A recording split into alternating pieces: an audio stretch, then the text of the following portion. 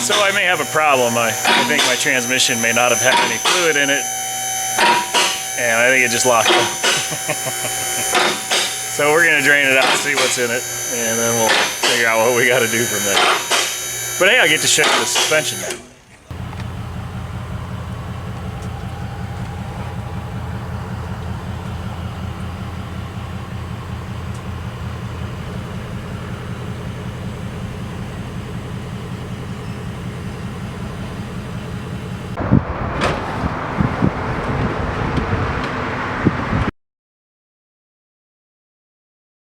So these guys were bought at Jegs. They're supposed to be traction bars, but they clearly didn't do much for traction because they just bent.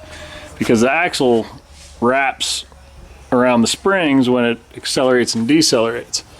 You can see the U-bolt is not in the U-bolt plate, and the bolt, which appears to just be a bolt, has broken and coming out, and they used round U-bolts instead of using square U-bolts.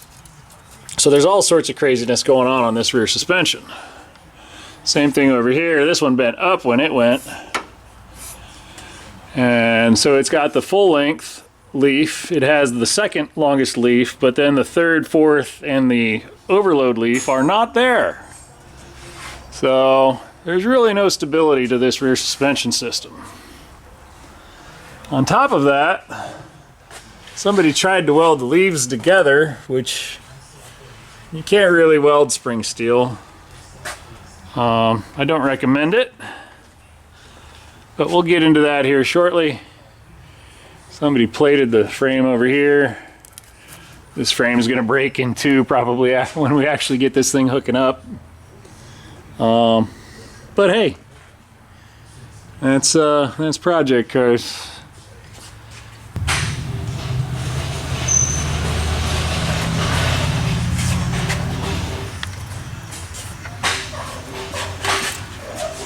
It's got fluid in it.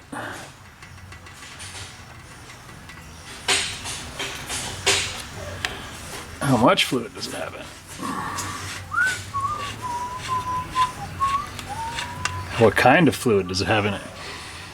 It smells like gear oil. This is supposed to have sinker mesh in it. So it doesn't have a lot of fluid in it. And it's got gear oil in it. Well, we'll throw some sinker mesh in it and we'll drive it and see if it frees up. More than likely, it's huffed. Doesn't have anything on the train, on the magnet. Didn't have very much fluid in it though. Poor bearings. Those poor bearings. They said no more. New clutch and flywheel hiding up in there. Got a starter held on with one bolt. We'll have to find another bolt for that guy. Although the screw clamps have been holding up pretty well so far.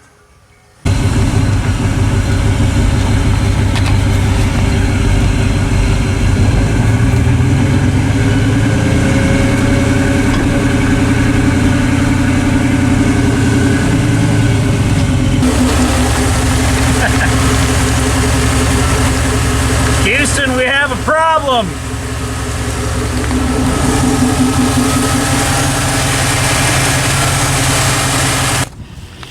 So my first test drive in the redneck truck was both a success and a failure. I drove over and filled it up with fuel, no problems. I drove it up the street to the park and back, which is a few miles, looked stuff over, and everything seemed okay. And then I drove up to the gas station to get a snack, and on my way back, my temperature kept going up. I'm like, uh-oh. So it appears that the water pump on this car was installed with RTV, and it pushed the RTV out of the seal surface. So I'm going to get some water pump gaskets and stick some water pump gaskets on this thing. But I can say that this thing runs, drives, it'll build, well, I'm still trying to learn the computer, so I only took it up to like 5 pounds of boost. Trying to get the computer to do some learning and figure stuff out. When I come off throttle, it'll stall on me every now and then, so I'll have to figure that out. But, hey, that's a wrap, I suppose, for today. I'm gonna have my snack and clean up my mess, get some water pump gaskets coming. And hopefully I didn't smoke this 5.3, but it fires up, runs clean. I filled it back up with water as soon as I got back here, and it just comes gushing out of the blocked water pump surface. So we'll get that fixed. So my problem seems to be that guy right there. So that nylon hose is supposed to be hooked up to that steel nipple, and it popped off and dumped all my engine coolant out. That's a bummer. Now this still does not have any water pump gaskets in it, so I'm going to put water pump gaskets in it anyway, because I feel like if I don't, that's going to be my next failure. So I'm going to go ahead and pop the water pump off, put a couple gaskets on it, probably flare the end of that a little bit so that it's got something to capture the tie to keep it on. And then we'll see if this thing runs again.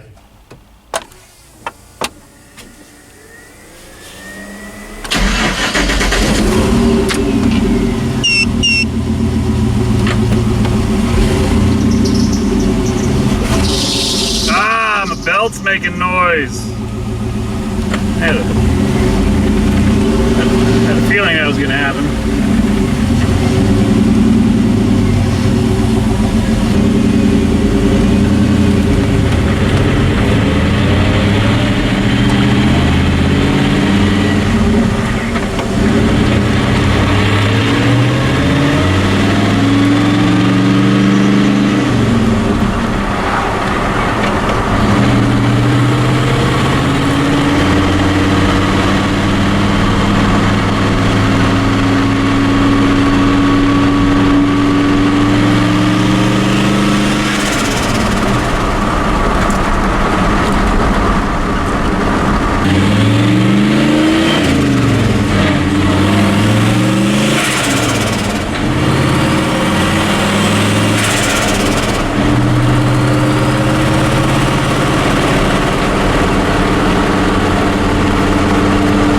So today we're underneath the bad decisions truck, making more bad financial decisions. This thing has a one-wheel peel open differential, which means when the drive shaft spins, it'll only spin one wheel and the other wheel will stay stationary. So we opened up the rear differential, and luckily there's no teeth falling out of it. The differential fluid smells horrible, but it always smells horrible. It's not in bad shape, there's no teeth missing, and it does have a 342 gear, so that's a bonus. Instead of getting my welder out, I'm going to do the quick and easy mini spool. Now, for those of you who don't know what a mini spool is, you remove the spider gears, and you put these 4 pieces in their place, and basically it locks the rear wheels together into a permanent posi or welded diff. Don't know why I chose to go this route rather than weld it, but it's quick, it's easy. These are like 70 bucks and they take about 10 minutes to install. Then we can throw it all back together, new fluid, and we'll have 2-wheel burnout capability. So that's where we're at. So you're going to remove this little bolt. Same process. And then you're going to drop the pin out, you're going to knock all the guts out, and then these are going to go into place. Assuming we have the right spline count. Yeah. So pull a shaft out, we'll make sure they fit, and then we'll put it back together. 1-wheel burnout. 1 wheel spinning. We need them both to spin. Hey, spin that for me. That's what happens inside your differential when you're doing a 1-wheel peel. 1 wheel stays stationary and the other wheel makes smoke.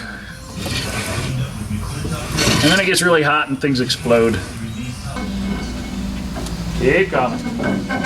It's longer than you think it is. Yep.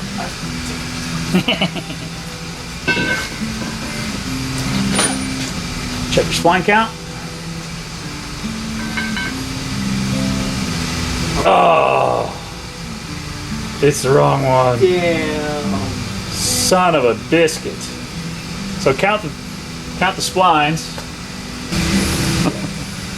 30 spline. What are these? I think those are 28 spline for GM 10 volt. More than likely the rear axle's been changed out. Yeah. Because for a V6, These have also got wear on them. they'll be alright. All they're gonna do is get broken. Alright, go ahead and put it back together. Just stick the cover on it. We'll pull it outside, and I'll get the right one. Okay, so put everything back together just how it was. Just put it back together. Yep. We'll get the right part for it. There we go. Pull out your spider gears. Rotated gear out. I got you. And when you pull your spider gears out, you got to recognize that there's a washer in there as well. A lot of times people will rotate these when they're doing a service, and all the stuff will fall out. They're like, oh God, all my stuff fell out. And they'll put it all back together, but they forget to put these back in. And then like 1,000 miles later, the rear end's blown up because it wasn't reassembled correctly. We'll get the other guy with his washer. We slide our side gear out, which is our 30 spline gear.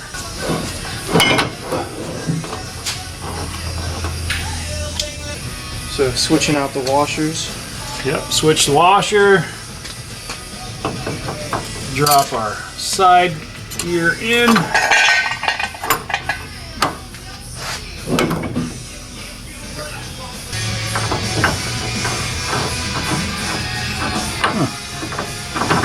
Well, that's quite the anomaly. Fail. We're getting really close to just getting the welder out. There's the slugs. Try to put it in as one piece.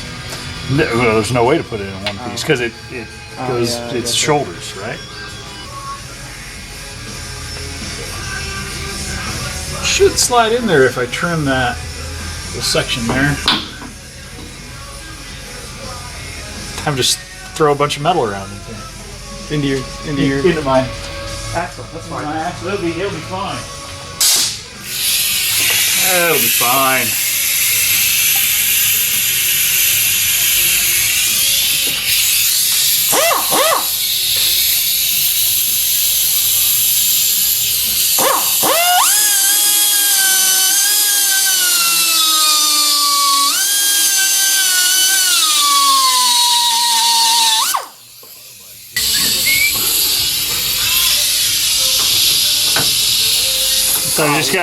Sometimes you just gotta make a door. Like it's long. Alright. So we get our slugs. So one goes in, so the rounded sides go towards the housing.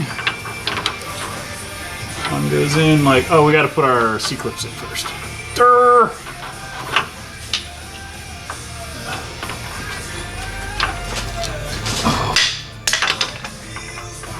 Hang on. Okay, go ahead and push that in. All right, where's your horseshoe at? Oh, it's tight, but it goes in. All right. Then cram yours in there. Cram your shaft in the hole. But a little bit. There you go. Where's your other horseshoe at? All right, so those are locked in. So we gotta put one of these on each side. They're not lined up. Oh, they just turned. They just turn right now, but soon they won't turn. Well, they'll turn together. So that guy goes in there. Uh-oh, another problem. But I'm gonna have to clearance that as well. For the doesn't have rounds on the bottom for the shaft. Yeah, we're gonna have to round out the bottoms of the slugs. Yeah. You fat bastards. $70. $70. I got what I paid for. Alright, let's whittle away at this a little bit. I'll be here a while. I guess I should have just welded it. It would have been less work. It fits now. Why won't this one fit now?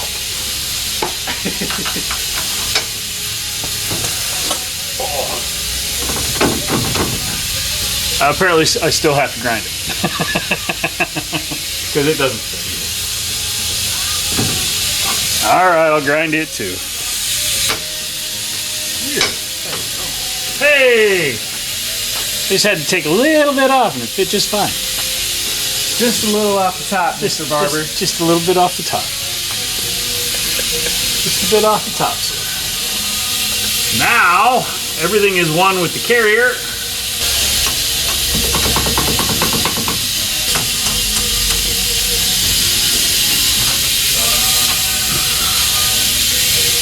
Put a data Loctite on the threads. Okay. And then tighten it down, and it doesn't take much torque on it. It's just a tiny little bolt. Just a little snug it up. Put a little Loctite on it, snug it up, hose out my metal grindings with some brake clean real quick. Okay. Bolt it back together. And now we have a posi. Well, I have a locker. It's fully locked. Now it is locked. So there you go. Mini spool. That easy. A little bit of trimming. Make sure you put them in correctly. And it all works out just fine.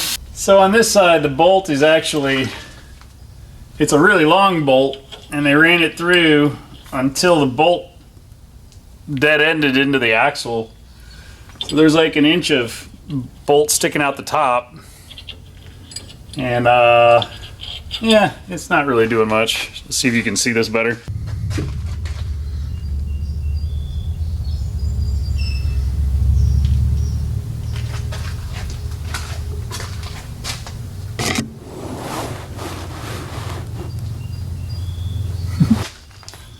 And again, the plate that the U-bolts are supposed to latch onto is installed upside down on this side as well. So I'll take the bolt out, flip it over, put another pin in like I did on the other side, get my U-bolts on there. I actually feel halfway safe about driving this now. So I have a really nice set of drop leaf springs for this truck. I just bought them. One came in like 2 days, the other one took like 3 weeks to get here. And I tried to install them today, but I was unsuccessful.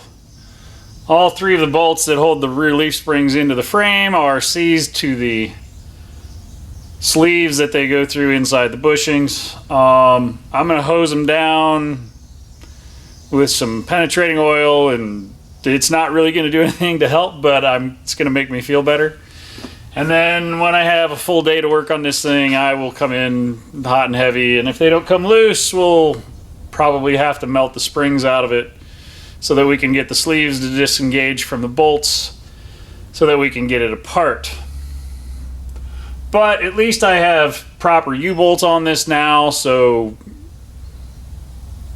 I can feel safe actually driving it down the road. The way this was on here before was really just a hodgepodge, and the U-bolt locators were installed incorrectly. The U-bolts were the wrong U-bolts. The leaf springs weren't attached to each other. The axle wasn't located with the pins to the leaf springs. So just everything in the back end of this truck was a mess and was definitely, in my mind, a safety hazard. So I didn't want to be driving it down the road like that.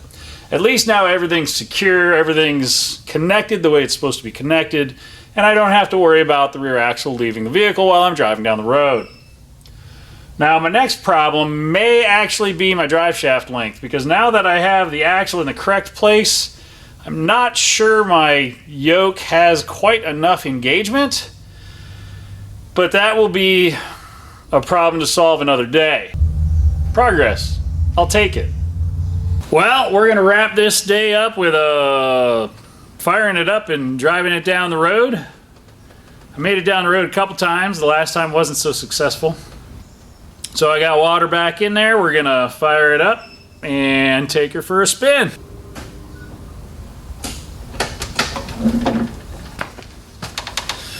But I can't do that until I hook the battery up. So I'm gonna do that real quick.